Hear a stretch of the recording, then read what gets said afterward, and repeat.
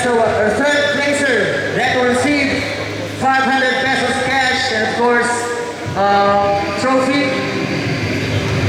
Let us all give a big round of applause to entry number 1. Third placer. Entry number 1. Right, this goes to Brother Mark Briones of Bapong. Ako ni Silingan sa Bapong.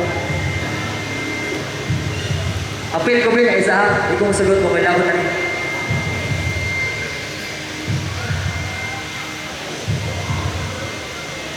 Alright, the second placer that will receive 1,000 pesos goes to entry number 5. Entry number 5. Ako palakpakan, entry number 5.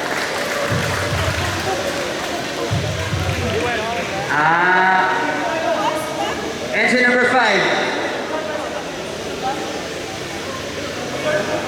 Entry number 5. Second placer.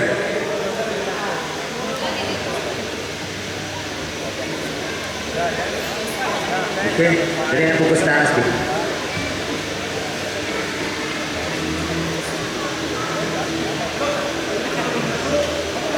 Nagkanda ka idol na niya. Wala nilaman mo. Alright now, last but not least, Bonnie, ang atong Yulato.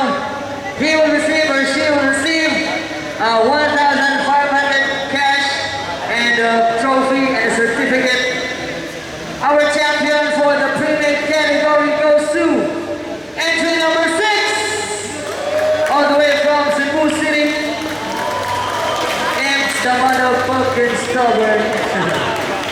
I'm an bro.